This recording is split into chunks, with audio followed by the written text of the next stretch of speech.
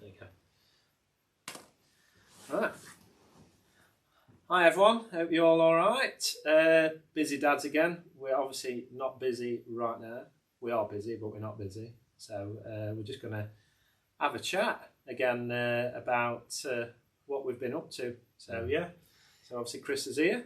Oh, Chris, you alright? How are we doing, Dan? All You right. good, mate? Alright, you? Yes, not too bad. Unfortunately, there's no coffee. Oh, I know. We've run out. We've slacking. Run out. But of course, we thought we'd come down here to UHF, and Yeah. obviously a bit of a quiet space, isn't it? Yeah. Hopefully, and we're just kind of working into our second episode. Yeah. Just really continuing the kind of the overarching theme of talking about being a busy dad, running a business, obviously bringing in training as health and fitness as a part of that as well. And we're just talking about sort of the common challenges, the common obstacles and barriers that we come up against, and how we potentially overcome them moving forward, don't we? Yeah. So just put a bit of an insight into our day today anyway. So we started pretty early. So I started we're up at 5. Lads were up at earlier than 5. Come and done a session for Chris this morning with their crew. It's really good. 6 a.m. Then had a bit of a trip. Went to Slimming World at 7:45. So done the spin class for their staff. Come back home, dropped our little one off, or big enough.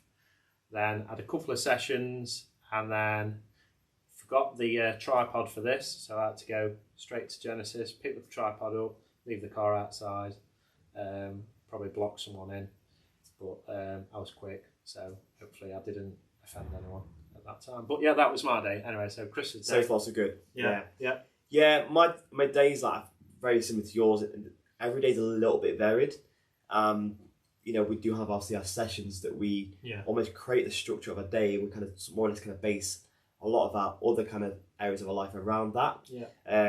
But for me, one thing that works incredibly well is getting up early. I think, of course, it does take some kind of practice and repetition to kind of get into the routine of doing that. But for me, if in terms of productivity and making sure that I'm getting the most out of each and every day, it has to start early. So like 5 o'clock get up regardless. For me, I try and always get up before everybody else is up. I like that little time to myself, even if it's just 10-15 minutes, just to grab a coffee, spend some time with my own thoughts, go outside as well, just get some fresh air first in the morning. It's really good for helping just wake up. So I struggle a little bit with this at the moment. We're at different stages of life. So our little one, if I did that, say if I got up at 4:30, 5 o'clock, one of them would be up following me. So at the moment I haven't. I'll admittedly I struggle a little bit with that. But ideally, I'd say that is the way to go about it. Really. Yeah, and I think it's also a kind of appreciating that's never perfect. There are days when I don't get up at that time. Do you know what I mean? 110%. And there are days where I don't want to get up at that time. But it's just trying to strive towards just having a more. I love structure. I love routine.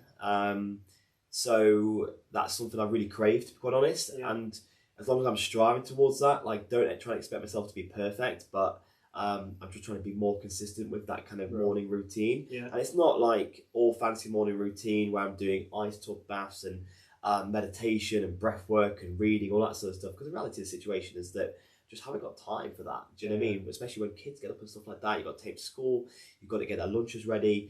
And it's just a thing that with social media, we have this kind of we see this kind of like the perfect morning routines a lot, and it's for a lot of people it's unrealistic, especially with a lot of the commitments and to think about at the same time.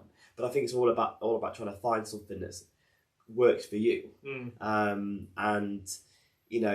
For me, getting up like a little bit earlier, it just gives me that little bit more kind of bandwidth and time just to try and do a little bit of something for myself. So based on that, do you feel, so with that, if you have that hour or half hour before, do you feel like a bit more at peace with the rest of the day? With that, I think I utilise it really just to kind of get some order in my day. For me, I like to have like a clear plan of what that day's going to look like.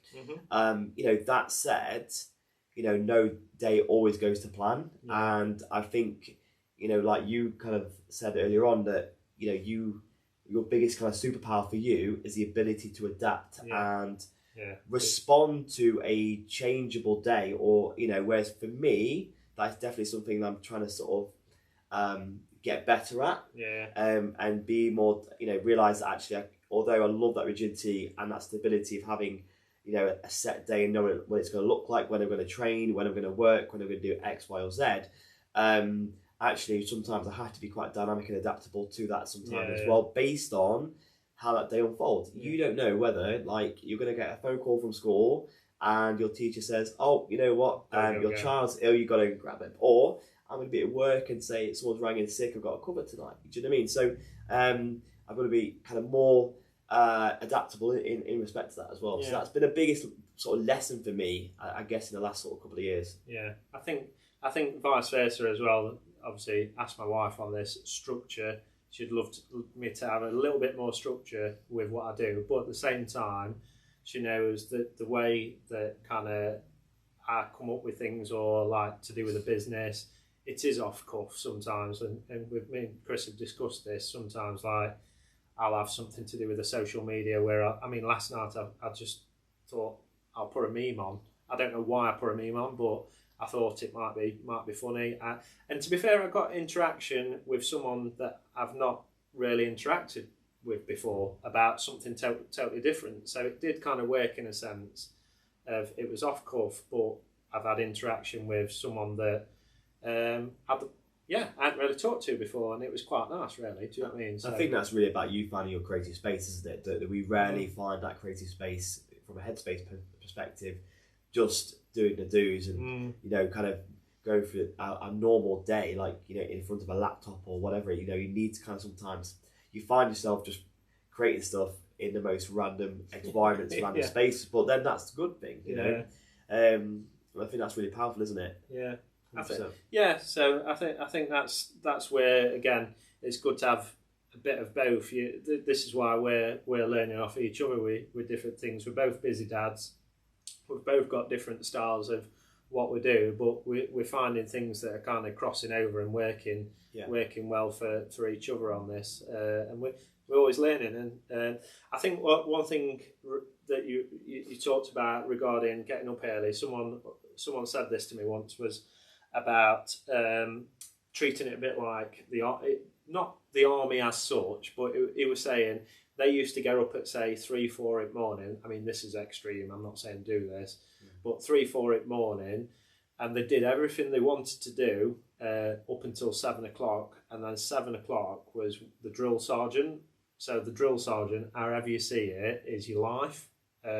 So 7 o'clock, you've got work, you've got kids, you've got commitments. That's when your life starts. But before that, you can have your time. And Chris has kind of highlighted this a little bit with he's got an hour before everyone gets up. So that's Chris's freedom time or free time to kind of, right, I'm going to work on this today. I'm going to think about this.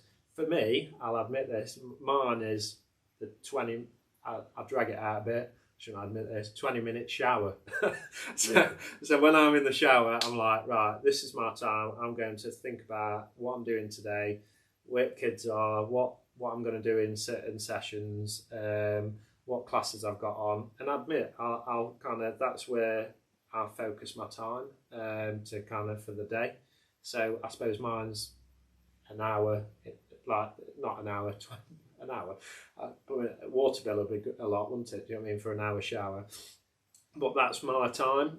Chris's is similar but different, isn't it? Yours is the early mornings. Yeah, I mean, I know, like, for me, where my sort of productivity is, and early mornings throughout the morning is my best time. Yeah. And then I kind of taper off towards the kind of latter end of the day. Do you know what I mean? So, like, I just kind of lead into that a bit more and know that in the mornings is where I can get a high degree of, big tasks done, if that makes sense. Yeah. So, like, stuff that requires a lot more focus, energy, and effort. Trying to focus on doing that in the morning so it gets done when I'm feeling at my best. And obviously towards the evening, it might be stuff that doesn't require as much kind of bandwidth. So do you say, obviously training sessions do you say your evenings are they more things that can be kind of autopilot? Would you say not autopilot, but like? Do you know what I mean? A bit more kind of the stuff that I'm normally used to. For example, like this is you know, the things I'm not having to be as creative for. Yeah. Obviously, if I'm doing kind of training sessions, PT sessions, small group PT sessions, even like that stuff, obviously I do day in day out. You know, I've done that for many years. You know, and like, you know, that's a different environment. But obviously, when it comes to kind of the business kind of stuff, for me, that's when I have to do it in the morning. And I get the very best out of myself, obviously, from doing that as well. Yeah. But you know, again, this is not the kind of trying to. We should do is just how I kind of have learned to operate over the years. Yeah. And what works personally for me. But this, you know, I know people that work towards evening times and find it highly productive towards like 11 o'clock, 12 o'clock at night. They'll do that and have a completely different routine, but still be productive. So I think the way. So my business in the mine's generally more in the evening, as you know. Chris does mornings, kind of afternoons and evenings as well with the group training. But mine's more focused in the evenings, and admittedly, same thing. I'm not saying I'm on autopilot with it. I'm still creative in the sessions. What I do, and present as well. I'm present. Yeah, exactly. But at the same time, I can come up somewhere like with a finisher at the end, which is creative and different, and everyone will enjoy it. But admittedly, the stuff in the evening, throughout the day, like different tasks build up, and you've got different things to sort. In the evening, it is kind of more the things that you're familiar with, I suppose. Yeah. I'm similar with that. It's familiarity. I can't even say the word, but.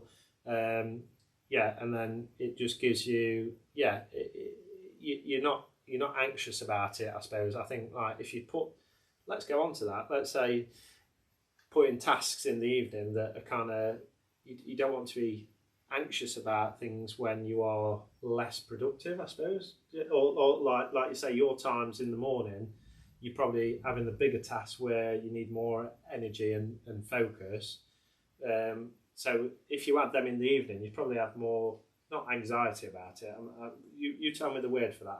I'm trying to get at. It's the overwhelm, isn't it, really? It's factor in, do you know what I mean? So, but yeah, I think for me, like, I've learned to obviously plan and sort of prepare much better, be more organised in my day. I was just showing you my Google Calendar, wasn't I, and my notes on my phone, that, you know, that's one thing, a task in the morning I set myself doing is that, okay, so what's my high priority today? What do I need to achieve? When am I going to train? You know, make sure I map all that out through the day as well. But again, be adaptable, obviously, with that if needs be. But, you know, I think, and then just, you know, being present with whatever you are doing, like being in the moment with it. Like, not like if you've got a plan of action and you've got task A, B, C lined up for the day, like just focus on being present with that task and like literally immersing yourself in it. Because I think a lot of overwhelm comes from the fact that, you know, if you're constantly trying to think about things that you potentially got to do, it's in your head. That distracts you from what you do at that current moment in time. Do you know what I mean? So I've learned to kind of like focus on, okay, I've got the plan of action, just follow through with it. You know, it's like it's like planning your training. Like if you've got a program in your training, like you follow a program that, you know, you've got obviously your strength components, you've got your mobility, you've got your kind of sweat a little bit, whatever it might be. Like you could just follow that program through. That's all you're doing. Do you know what I mean? You've got it all written out. You're taking away decision making, taking away the guesswork. You've got accountability, you've got structure, you've got routine, just go and smash it. Yeah. And I just have that sort of, there's a very much common theme there with everyday life. Yeah. Do you know what I mean? I try and get as much out of my head as possible and get it all down onto paper, map it all out, put it into some kind of organised kind of routine and follow it through. I think going on to that, in the evenings, at the end of the night, I mean, I've done this a few times now. So basically when I've had like a big... say we've moved gyms, so we've moved property. I've thought about silly things till like 4 in the morning, right? So I don't know, for example, right, where am I putting that kettlebell, right? Or where am I putting that kettlebell, right? There's like 4 corners. It doesn't matter, like. But I've thought about things till like 3 in the morning, and what has helped me over the years with things like that is literally 9-10 o'clock at night. You shouldn't get your phone out or get a book out and literally write it down. Right, kettlebell things going in corner.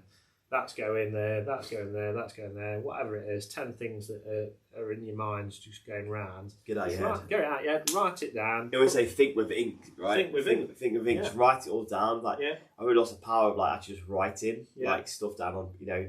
I think in your phone could be okay, but there's sort of power in writing stuff down. It's often when I sort of create content, I follow that kind of theme as I just write in my notes or write on a piece of paper, and you just writing stuff down, and automatically you create so much from that as well, just by writing. So it does help. The point is with that, whatever's on your mind, like say if you're busy and so on with anything, just like say just focus it at the end of the night, and don't go. They always say don't go to. I mean, sometimes I do, but don't go to bed on an argument. You've got to get it sorted before you go to bed, because it'll be on your mind. Well, I'm not talking to such and such because I've. Do you know what I mean? Whatever the situation is, you need to just sort it before you go to bed, and I think that's key with big tasks as well. What you've got or whatever's on your mind for the day after, write it down, get it done. Like I say, what's the saying? Yeah. Think with ink. Think with ink. And I think that's the thing with a lot of things. Like you have to look at. For me, when we're going to come on sort of boundaries and setting boundaries for yourself, I think is really important, especially in the world where we're literally attached to our phones. If you're going to go on your phone, have an intent. Like one of the biggest, I guess, things I did that's really benefited me in the last sort of 3 months is putting my kind of social media apps to my third home screen. And having a kind of boundary with that. So what the boundary is there is that you're taking it, out of sight, out of mind. It isn't visible on when I first open my phone. I have to go through 2 home screens to actually click on it. So I found that really beneficial, especially in the daytime when, unless I'm obviously creating content and actually intend to post it, then, I don't need to kind of be on it, if that makes sense, and just aimlessly scroll, which then just takes up so much time. So that's a really big thing. And I think, setting divert on your phone, not divert, but setting what is a diversion is on your phone, where, so between 7 in the morning, 8 at night, 7 in the morning, my phone goes on divert, and notifications, any calls, they just get diverted. And I don't see notifications come through, so I set a boundary and I have a rule that I don't, again, not perfect, but don't go on my phone after 8 o'clock at night or before 7 o'clock in the morning. See, I'm pretty bad. I'll admit that's one of the things I need to work on is, say, admittedly, 9, 10 at night, whatever. I might be watching something on YouTube. I've got my phone and I've got my Chromecast, so basically I'm still there on my phone as such, and there might be notifications that come up. I do put it on divert, but naturally, so one of the things I do, so I've started doing is putting my phone on charge on the landing. So one, that basically means that when it's on, I'm time to go to sleep. The second thing, in the morning when the alarm goes off, I have to physically get out of bed and turn my alarm off, which means then I'm up.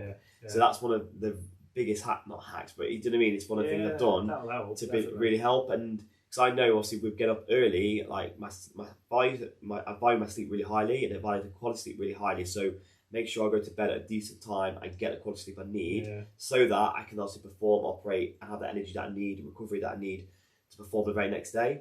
So again, these sort of things take time, and I'm far from perfect with it, but it's kind of like I almost kind of live a life where I've kind of sort of set rules throughout the day, set rules for each day that I try and live by, and again, just strive towards them all the time. And that's been a real big thing. And I think setting sort of boundaries for yourself and rules for yourself is a really good thing to kind of implement. And again, it's really about starting small and going from there, isn't it? So I think taking from this today, I think if you take anything, I mean, we've talked quite a bit about different things, but key things is just like, say, writing stuff down. I'm a big believer in that. Do you know what I mean? If you've got a big task on the next day or something major happening in your life the next day, write it down, because you're not going to sleep. I think a good question to write as well, if you look for, there's a lot of talk about journaling and stuff, like people do journaling, and I've tried journaling quite a bit, but I've always been very consistent with that. And but I think we get overwhelmed with it, especially with all these journals you get out on the sort of internet and stuff. So I would just literally start with like a notepad and paper and put one question, and then say what is currently taking up your headspace, and then let that be the kind of prompt to help you kind of unravel a few things. Write that stuff down, and then that can literally be it. It take you literally 2 minutes to start with that question, and then you can sort of basically build up and layer in from there, really. And it's a really good, nice little task to do in the evening. So if that's kind of helped you throughout the week, just let us know if anyone's took that into action or thought, I've wrote something down and it's really helped us, just get in touch with us and just say, do you know what I mean, it did help, or just pass on. If you've seen this, pass it on to someone else. You don't have to someone else doesn't have to watch it if they don't want to. You just tell them. But at the same time, it'd be good to watch us as well. So we're gonna, I think we've finished wrap it up there. Yeah, I think one last thing to say really is just anybody's got anything that you would like us to talk about in future podcast episodes, YouTube episodes, then let us know. If there's any sort of thing that you feel that your biggest challenge right now that you're struggling with, then let us know, and also we can utilise that obviously moving forward in future episodes. We'll definitely discuss it. Yeah, 100%. Right, good to see you all. Appreciate it, guys. See you later. See you soon. Bye.